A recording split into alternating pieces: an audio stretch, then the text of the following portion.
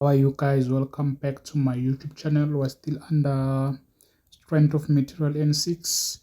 Alright, we're still working under maximum bending and shafts, right? So looking at maximum bending and shaft. There we have transverse load and bending. A shaft in the same way as a beam transversal means the load are applied to it. Transversal load create a bending moment which tends to deflect the shape. Here it's an important formula there you see.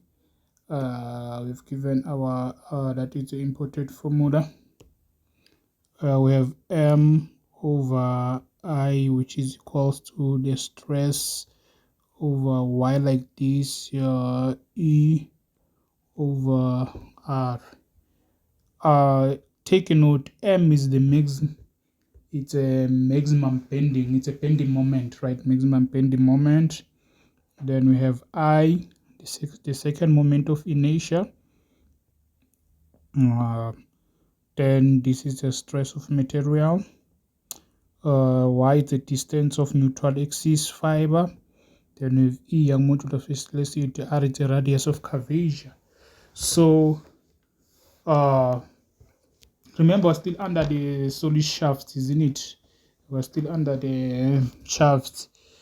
Depend whether it's a shaft or it's a hull. Remember, we have I, second moment of inertia. They said that is pi there over 64 multiplied by d raised to the power 4. This is measured in meter raised to the power 4. When you have I section which is hollow, you will subtract like that. You'll have d raised to the power 4 minus d raised to the power 4. I've discussed about this. We've discussed about that. So, all right. So we have here says calculate the maximum torque transmitted by belt drive with the tension given. So we'll see this, guys. This is what we have here, guys. You see, we have a belt here, pulley with the belt with T1 and T2. This is a shaft, and we have bearing. Remember, bearings, they act as reactions, guys. Take bearings as a reaction. Bearings, they act as a reactions, right, guys? So there we have this is our simply just our shaft. We'll have a pulley here in the middle. This pulley in the middle, remember, our bearing will act as they'll act as a reaction. We have our reaction with our bearing. So the pulley is situated in the middle, is placed in the middle. So this is a beam, guys. We'll convert it to beam. So the sum of the tension is T1 and T is equals to T1 plus T2. Okay, right. Let's just check here, guys. Here, reaction caused by the belt. The formula for calculating maximum torque transmitted by belt drive with the tension is given by F in the bearing is T1 plus T2 in newtons. All right, it's T1 plus T2 what in newtons. We've given that. So here it's the most important thing. Here they say, please note.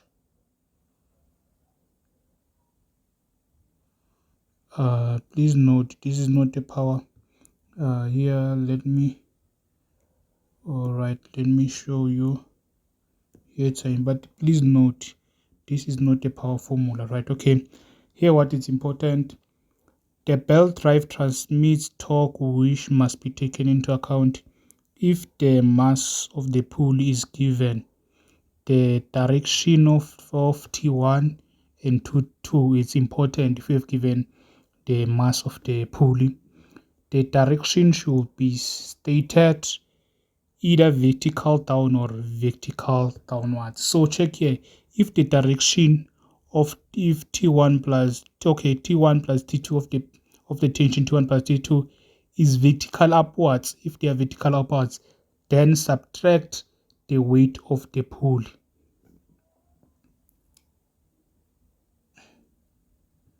if we have this vertical downward, upwards, we have this, remember, we have the pulley here, guys. This is T1 and T2. The weight of the pulley is always acting downwards. So you see if T1 and T2 is acting upwards, we'll subtract. They are acting in the opposite direction. Remember, T1 and T2 will be acting in that direction. We have your pulley here. The weight of the pulley is acting downwards, isn't it? It's always acting downwards. Here, the pulley, the weight here. We'll have the weight of the pulley. This can be T1 or T2. So the tension, they're acting in the opposite direction. So, and the weight, you will say T2 plus T1 plus T2, then you subtract the weight because they're acting in the opposite direction. So vice versa, if they're acting in the same direction, guys, if the pulley, they are acting downwards, the tensions T1 and T2 is acting downwards. Remember, the weight is always acting downwards. You simply add those. So you say you simply add. We'll see what you're trying to say. You add. So you add.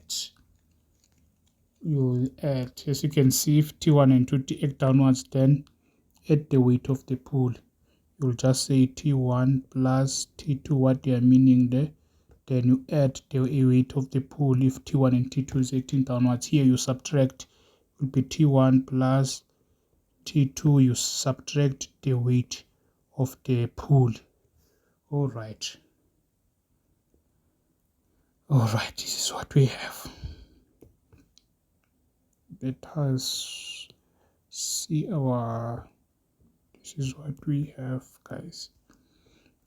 So given the shaft is there, 360 millimeter long, is supported at its end by bearing and has the pulley centrally located. Is supposed to be centrally located. The pulley of the mass, if you see, we've given the mass, take note there, is 50 kg, and the belt tensions are 1200 on the third side is T1 and 400 on the slack side. Alright. Then says calculate the bending moment on the shaft when the pulley is driving another pulley saturated vertically above it. When the pulley drives is saturated above it. If they say that, guys, remember the pulley is always hitting down. When the pulley drivers and another pulley situated vertical above. If it's vertical above, they mean that T1 and T2 is acting upwards. If it's situated vertically below, that means T1 and T2 they goes down. They'll be going down, guys. If you have a pulley like that, here our tension, this is the weight of the what? This will be pulley. The weight of the pulley here. Here we'll have some T1 or T2. Here is up to you where you want to locate. So this is what you'll have so far. So by that we have said, now we want to calculate. Remember what we want. Remember, this is a beam, guys. Take this, see it as a beam. It's a beam. Let me draw for you guys. Maybe you'll understand. If I can say this is a beam. A shaft is that long. That is our shaft. This is our shaft.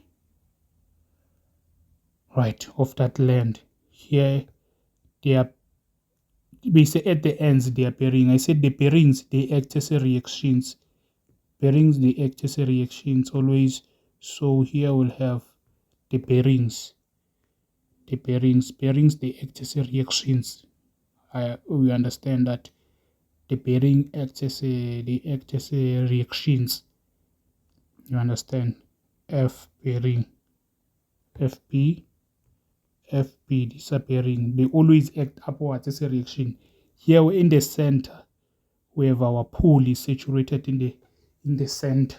You understand? In the center. So the weight of the pull will be acting downwards, guys, right? So then the tensions will be acting there upwards. We have these guys here. So remember, I've said now we want the T1. We have T1 and T2. Remember, this is just the beam. We have the length of the beam. Okay, fine. First one we calculate. Let's calculate our tensions. I have T1 plus T2 must be equals to what? We are given the 1,200 plus 400. This will simply give us 1,600 Newton, right? We have T1 plus T2. All right, let us find the weight of the pull. Why? Because the force on the bearing, guys, the force on the bearing, the force on the bearings,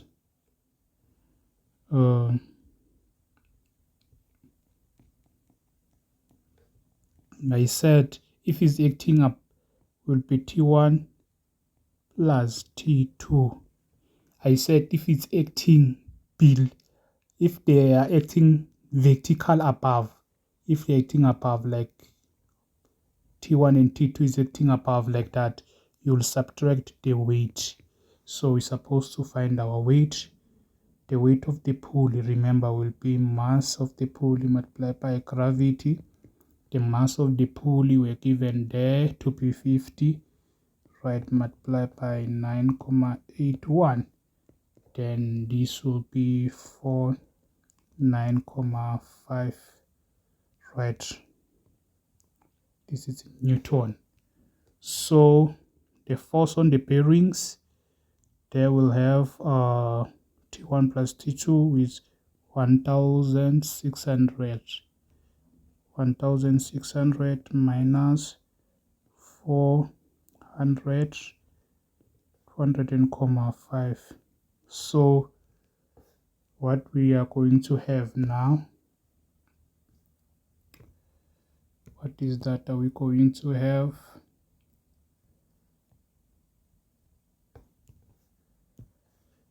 This will give us what? We are subtracting there. This will be 1,109.5 Newton. This is what we have now. This is a there is the force acting on the bearings.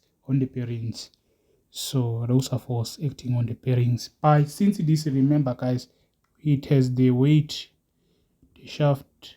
Okay, we are not considering the weight of the shaft for now. Okay, let me just throw this. It's our shaft. It's in it. So this is our shaft here. We have our shaft. So this is acting in the middle. If it's acting in the middle, guys, you must know, guys, your formulas. There are certain formulas that you must understand, guys. We did them via N5 level. Hopefully you understand them. Those of the W minus this and this, or do you still remember them? Let me quickly remind you. The simply supported beams. Remember, this is a simply supported beam. Simply supported beam. Let me take you to a reminder before we go down. Let me just remind you a little bit. I'm coming. I will answer this question. Let me remind you a bit. If we have a, it's our beam here.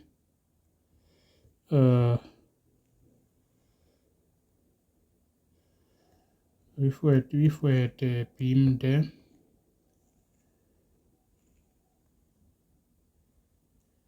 what the hell?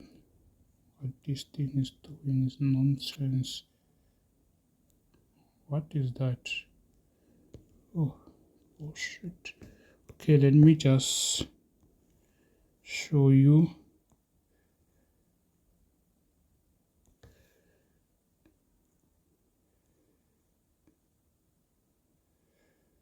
All right.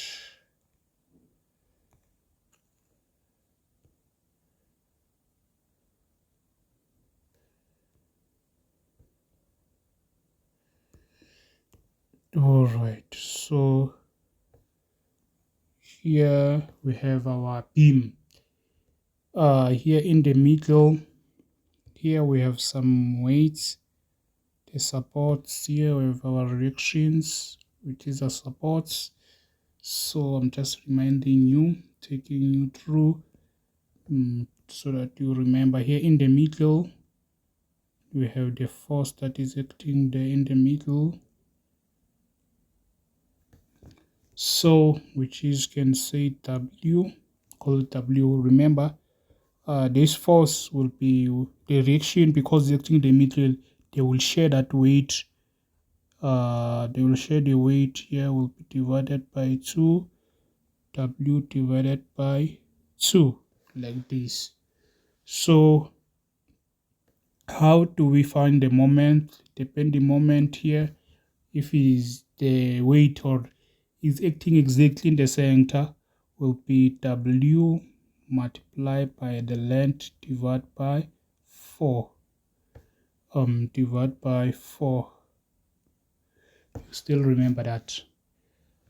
So remember, it's just that it's a beam with a load at the center.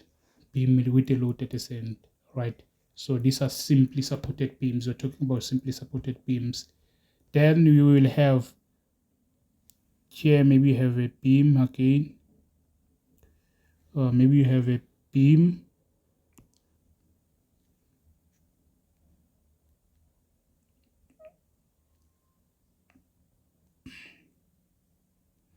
Let's say now this beam has a UDL, is uniformly distributed throughout, right? So if it's uniformly distributed throughout, remember here is uniformly distributed, is measured in Newton meter. Remember, is uniformly distributed. The weight there we know must be in Newton meter, is uniformly distributed. Here we'll have our reactions.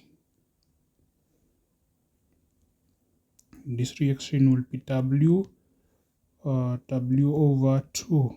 Why? Cannot be W. Okay, will be W over 4. Remember this. It's like I've forgotten now. This will be W over 4. The reaction here will be W over 4. The reactions. How do we find the bending moment?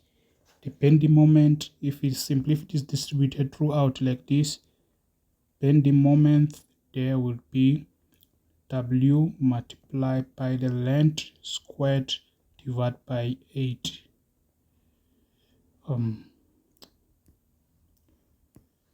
Divide by 8. You see. So this is what we have, guys.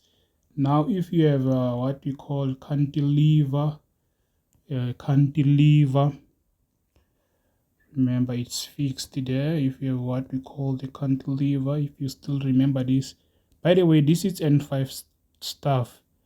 I'm just doing a revision for you. This is N5 stuff. You're supposed to remember this. If you have a weight acting here at the, let me just cut it here. By the way, just let's say you have your weight there at the end. You have this obvious, from there is the distance by its L. Remember M is going to be, remember this obvious, from there until there of this beam we have a distance L throughout LL. So if we are given a cantilever that is fixed, we have a point load at the end there. This will be W multiplied by length, by the length of the weight multiplied by the length of the beam. Provided, remember here there is no UTL. If you have the UTL now, we have the cantilever You have some cantilever, or your cantilever now. Here, remember, cantilever is fixed here at the end. It is fixed. We have some UTL. If you have the UTL, remember this is simply our distance. We can call it L. So if you have the UTL, this uniformly distributed, our bending moment will be the weight then multiplied by L squared divided by 2. So this is supposed to remember, by the way. This is just a recap. So must recap. This is simply just our recap. So yeah, this is what we have so far. This was just a recap. You see, hopefully you still understand. You still remember this. This is the matter of recap. All right. So for us, we have this shaft there. You see the pulley, the weight is there, it's in the middle, right? And then there is no UTL. So you know what we're supposed to do. We'll use, now we want, remember, let's go back, come back to the question. We want now the pulley. We want to calculate what? They say calculate the bending moment. We want the bending moment. I've shown you guys. We want the bending moment. And then now, remember our shaft, our pulley is saturated in the middle. You see, I've just shown you this one. This is not uniformly distributed, right? So it's not uniformly distributed. It's in the middle.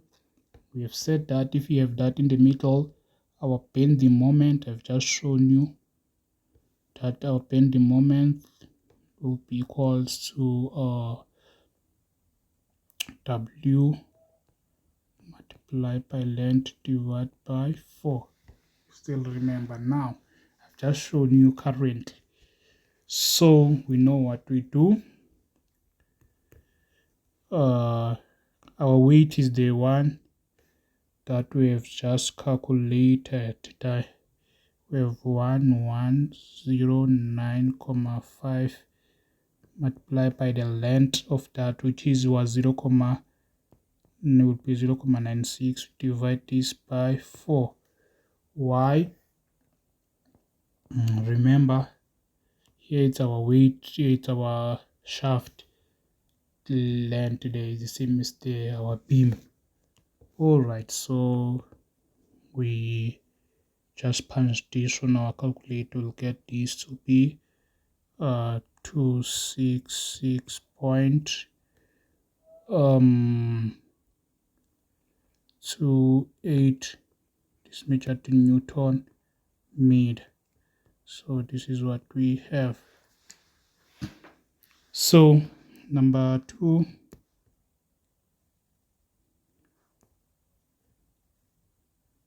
we're given to calculate. Remember, now is acting. They said, they are saying now if it is, sorry about that, if now is saturated below. Okay, I've discussed about below. Said if it's below, we are adding saturated below. Now we're supposed to add the force on the bearing will be T1 plus T2 plus W. And we know this is 1600 plus 49,05. Then this will be equals to 2090,5 Newton. This is what we have. Force on the bearing now, so we know that now the bending moment will be called, I've shown you, W multiplied by length divided by 4. So we know what we're supposed to do. Our weight there is 0.09,5 multiplied by the length of the shaft divided by 4.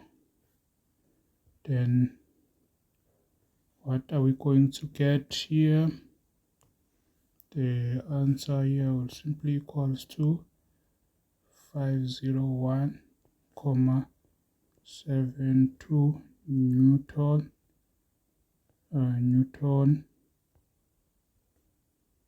meter is measured in Newton meter. So this is how you go about finding these guys. So by the way, yeah, this is how we go about. By the way, thank you for watching. Thank you for watching. Thank you for watching, and may you kindly become the part of the family, right, by subscribing to my YouTube channel, right, and don't forget to click that notification bell so that you'll be notified whenever I post a new video. Feel free to comment and feel free to share this to your fellow classmates. All the best. See you on the next coming session.